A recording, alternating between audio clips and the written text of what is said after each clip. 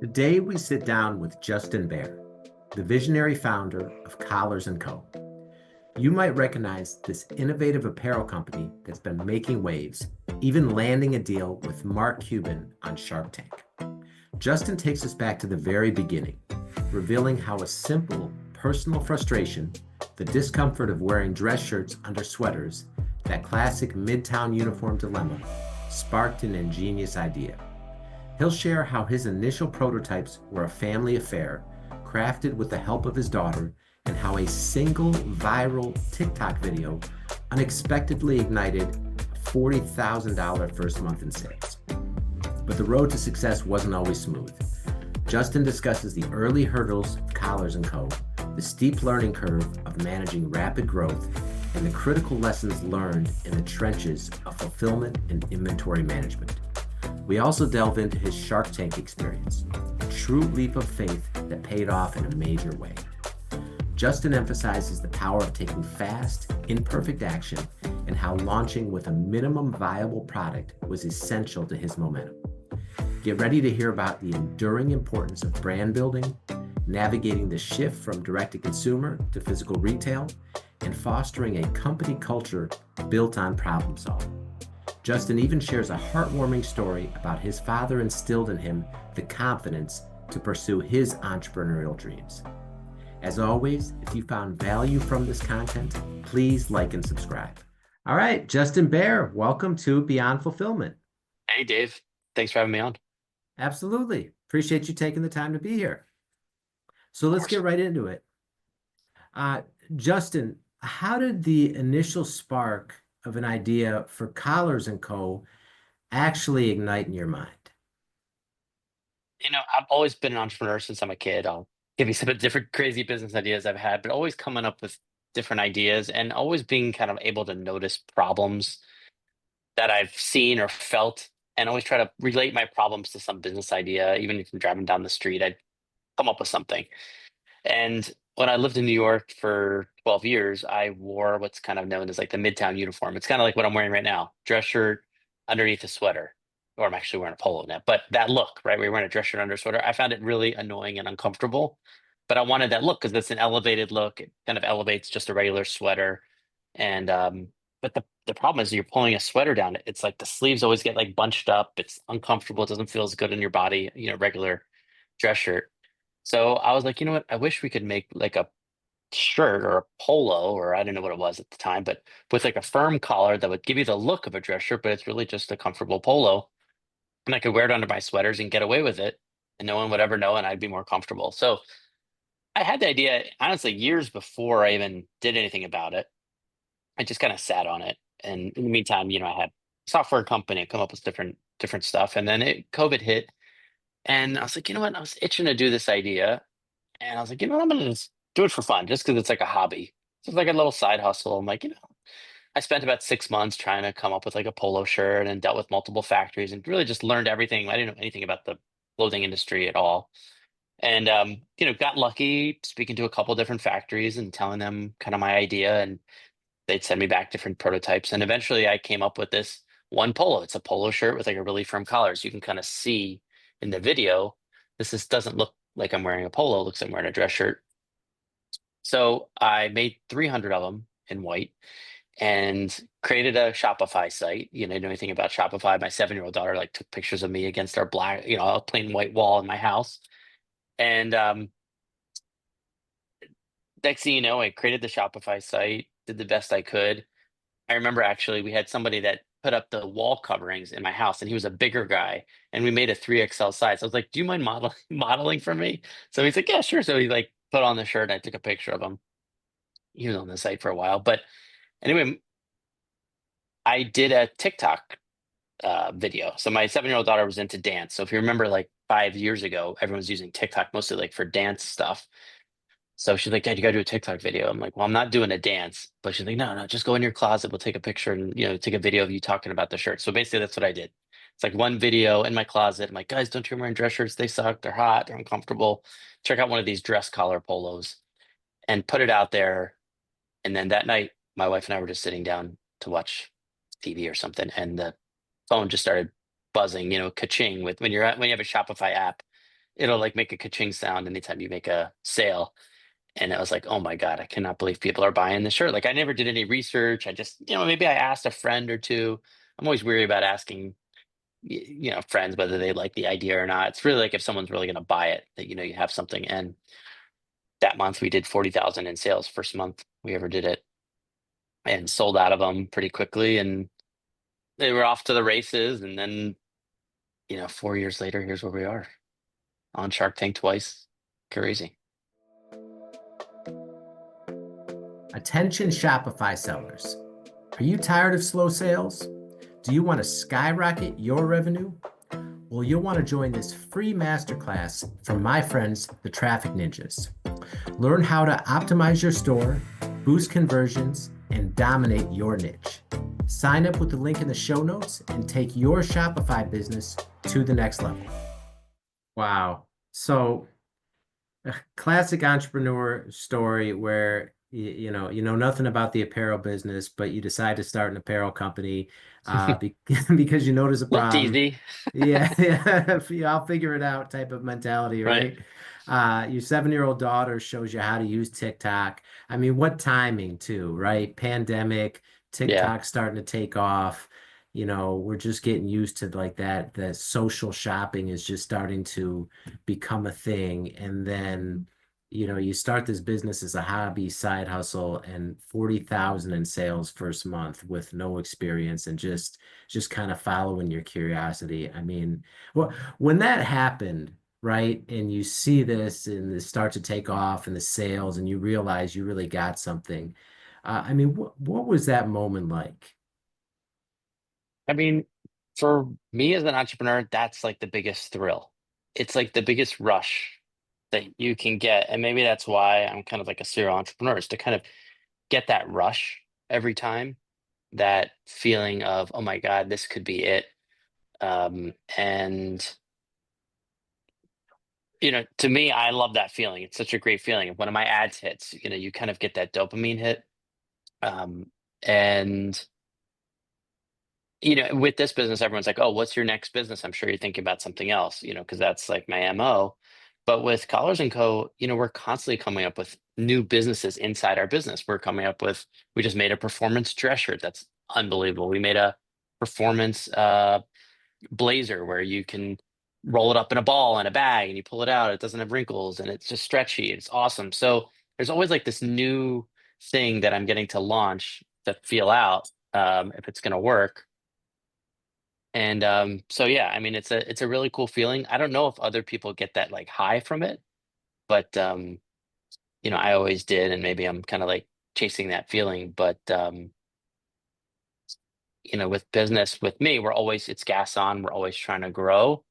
And it's like you get to a plateau and then you need to grow bigger to kind of get that hit again, which is kind of weird. But yeah, it's been fun. I mean, I love it. I used to play a lot of golf. Now I don't, because honestly, I'd just rather be in the office, kind of grinding out and working and come up with the next thing. Wow. Okay. And what was the single most unexpected hurdle you faced in those early days of kind of launching and growing this company? Um, it's probably fulfillment. It's really hard to, even if you get a tons of sales, just selling out is really difficult to kind of even fulfill the orders, not just the physical fulfillment, but making sure you have the stock in hand. And I didn't understand anything about inventory levels, but this was all learning on the fly. But if you sell 40,000 one month and the next month you're going to do 60, it's like, how do you even make that happen? I was doing it out of my house. Okay, well, I can't fulfill all these orders out of my house anymore. I've got to find a 3PL, a warehouse somewhere close by. I'm in Bethesda, Maryland. What's around there? It was tough to kind of stand up a fulfillment center for us early on. Now we all do it in-house. We've got our own warehouse, but I guess that was like a first major hurdle. Getting the stuff in, flying it in. We couldn't even bring it on boats. We needed it. We flew it in because we needed it quickly. But yeah, I would say fulfillment is probably one of the first problems. Okay. All right, and so learning to manage all this on the fly, right? Like you said, you start this as an idea, it takes off, you have this kind of almost viral type success where you sell out right away, you have this demand, and now you got to learn about inventory and you got to get the stuff here quicker. So you're paying for air freight. You got to Yeah. find a way to fulfill the orders. And then, right, I'm sure still continuing to market and promote the product. I mean, Yep. what did this ultimately become your full-time business unexpectedly? Oh yeah. No, unexpectedly, I had to find somebody to run my software business.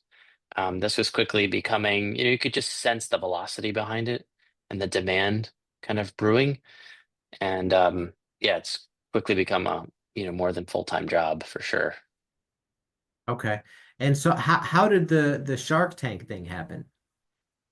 So the story goes, when you have an idea like this, we've probably said it to other people, but everyone's like, oh, you should go on Shark Tank. I'm like, come on, I'm not going to get on Shark Tank. So I was like, well, maybe I can find somebody that I know that has a connection to maybe like the producers or somebody to kind of get on somehow or know somebody at Sony. And honestly, I looked, but I didn't know anybody. So it was really my kids were going to sleep and it was like 11:30 at night. I'm like, you know what? I've got nothing to lose. I'm just gonna go to abc.com, just like 50,000 other people, and fill out the form and we'll see what happens. And I remember doing it. I was doing really fast answers, because I was like, no one's gonna read this. I'm done.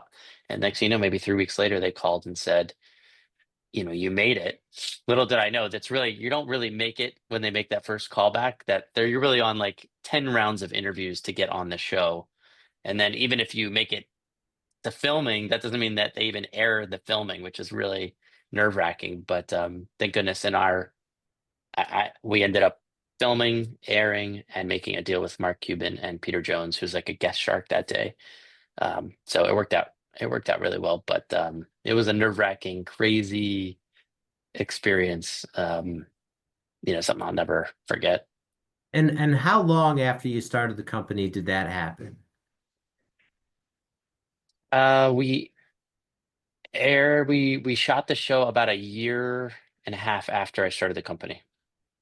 Okay. So within 18 months, you go from starting a company based on this crazy idea you had Yeah, and to doing business with Mark Cuban, yeah. arguably one of the most notable and greatest entrepreneurs of our generation. It was pretty nuts. And everything was moving just so fast. It's still moving really fast, but you gotta learn new things quickly. Like I was just thinking my first few months, like, well, we have to need custom bags. Who are we going to reach out to? I'm like, I don't know. Let's just Google custom shipping bags. It's just like all this learning so many new things quickly, which I find really fun and exciting to learn a new industry and a new business and, kind of obsessed with it. So it just all happened. I don't know. It's pretty crazy. And I'd love to get your thoughts on this because one of the I interview a lot of different entrepreneurs and one of the things I noticed is the most successful ones have this bias towards action to where no matter what, they're willing to just take messy, imperfect action before they're ready when they don't have the answers. Even if the failure seems certain, they still just go ahead and do it. I mean, how it seems like you have the same mindset. How important would you say that bias towards action has been to your success? That's great. I've never heard that, but it's 100% dead accurate. For us, it's about minimal viable product. Like the polo that I had then the one we have now is like 8 times better than the one we launched with. Everything about it is better. The stitching, the collar, everything's better. I could have waited until now to make a kind of go to market. But I was like, you know what? It doesn't matter. Let me just see if this thing can sell. It was good enough to sell. And I see a lot of entrepreneurs or people that want to start businesses kind of wait just until the perfect product's totally perfect. And for me, I always say like it doesn't have to be totally perfect. Let's just see if it will sell. Is it good enough to sell? And but yeah, we're definitely big on action around here. Not big on harping on problems and okay, what's the problem? And here's the I should have done this. It's just like okay, we got it. Let's just come up with a solution, take action, fix it. Um, in fact, I always say like people bring problems. I'm like, good. I'm glad we're having a problem. That means we get to solve it. That means we get to make whatever is broken better. that means our process can be even better. So that's good. Problems are good. Kind of look at it from a different lens. But yeah, totally action oriented. We don't wait around. We've got an idea. We leave the meeting and like go make 10 calls. Let's figure it out. Call 10 customers, see if it's something they're interested in. Um, so absolutely action driven. Okay. And I heard on another show, you told this story about a conversation with your dad and entrepreneurship that really impacted you. I mean, do you mind sharing that story? Yeah. So, and like I was saying, when I was a kid, always coming up with ideas. And I was lucky to be in a house where that was kind of cultivated, where it wasn't like, oh, that's a stupid idea. You have to go become a doctor or a lawyer, or, um, it was encouraging entrepreneurship. I always get laugh like most kids got like Sports Illustrated for kids. I got the Wall Street Journal. Um, yeah, like kids got birthday presents. I got like one share of, Toys R Us stock. Um, but something I try and do with my kids. My dad's now passed away. Both my mom and my dad both passed away when I was a little bit younger. And one story that kind of set me off that I didn't know until about 20 years after that actually happened. But when I was about 14, 15, I had this idea. It was about for car dealers. It was like a job site for car dealers. It wasn't a great idea. So my dad's like, okay, well, why don't you create a media kit? And then you'll open the yellow pages and you'll call all the car dealers in our area and say, hey, I've got this idea. Can I come in and pitch it? So fine, I made this media kit. Great. It's like, here's the yellow pages, call down the list. And I called and got mostly voicemail, voicemail, voicemail. Finally, it's like Coons Ford in Maryland called me back and said, hey, that sounds like an interesting idea. Why don't you come in? I hung up the phone, I'm like, Dad, you're not gonna believe this. Coons Ford wants to hear my idea. He's like, great, come on, we'll go in and pitch it. So we go in, we pitch it, and the sales manager sat me down in the office and I gave him my like clip art folder with the idea in there. And he's like, okay, it's a great idea, whatever. Anyway, I left that meeting. It's not like he bought it, but he gave me the encouragement, like, okay, this is something. You have something here. And I left there thinking, what, we had this idea, we made a media kit, we called, and someone was interested. So it turns out, and I know this was like 20 years later, that my dad called Coons Ford ahead of time and said, my son's going on this list and he's going to be calling you. I want you to take this meeting because it could give him the encouragement to know that you're going to hear no's, but then you're going to wait, wait, wait. And all of a sudden you're going to get a yes, and someone's going to bring you in and listen to your idea.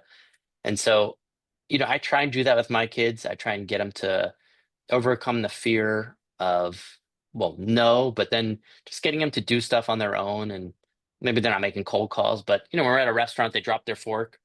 Most parents would be like, have the waiter, oh, can you get a fork for, Skylar? Or now as I tell Skylar, get up, go to the host stand and say, hey, I dropped my fork. Can I have another one, please? It's like getting to be active, getting them to talk to strangers. So I think that made an impression on me. And, I was lucky to have parents that kind of cultivated this entrepreneurship. Um, it's okay to fail mantra. Um, and I think that that's stuck with me. And I hope I push it onto my two little kids. We'll see what happens. Yeah, love that. Love that. And especially like you said, like fa failure is not failure is part of success, right? Yeah. And that needs to be kind of amplified, I think, within society, especially now to where maybe you see a lot of messages to the contrary. So yeah, Yeah. You certainly. learn when you lose. Yeah, absolutely. All right, so with Collars and Co., I mean, why do you think like building a strong brand identity has been so important to that company's growth? Yeah. I mean, look, I think we've got a unique product, but at the end of the day, that's only going to get us so far. It's that you have to really know your customer, really know who you're talking to, and kind of building this brand and this lifestyle around things that they think are going to be cool or aspirational. And that's what really has led us. I think less than 50% of our sales now is on polos, which is our core hero product, and moved on to our other items like our knitwear and our blazers and our pants, and we have shoes now. And so, I think brand is what's going to take you the long distance. Brand is like your long distance runner, and your hero product is really your short distance sprinter um, toolkit. But look, there's a lot of companies out there that do quite well on just one product, and that's not a bad thing. Not every idea has to have this like overarching lifestyle brand. In our case, I think we are creating that. Um, but that's the power of the brand, is if people are willing to buy your other non-core category products, if they bought into your value proposition. Mm. Right. And especially with an apparel brand where the company took off right away, and you really started rolling, and then you have the Mark Cuban partnership.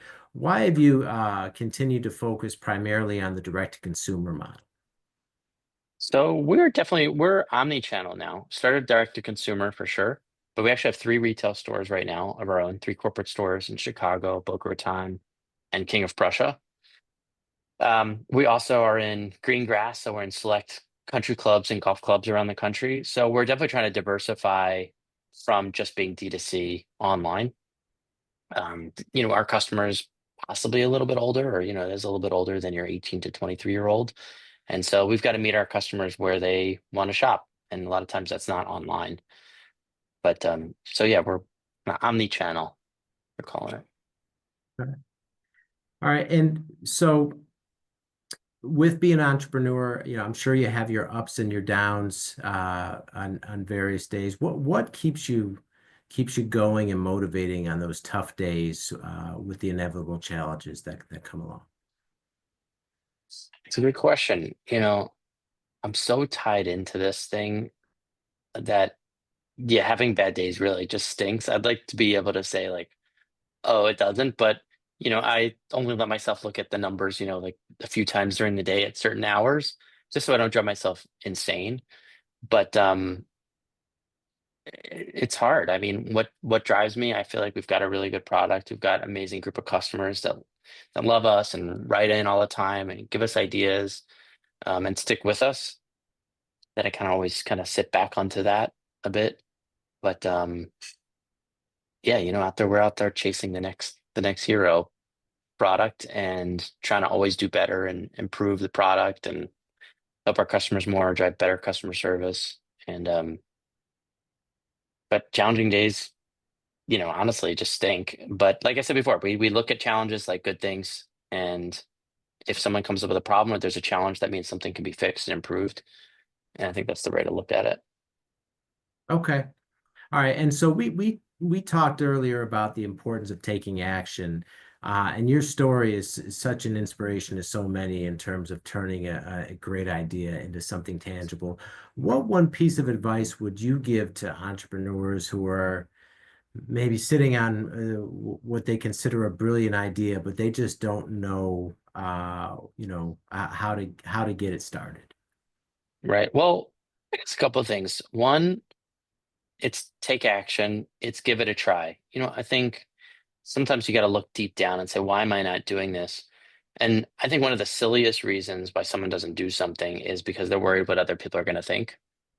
And I think you have to be willing to just look stupid, do TikTok videos, do Instagram videos, put your face on the video, um, be okay with failure. You don't have to tell your friends you're doing this. You know what I mean? If you're worried about that, don't tell your mom you're doing this a business idea. They don't need to know.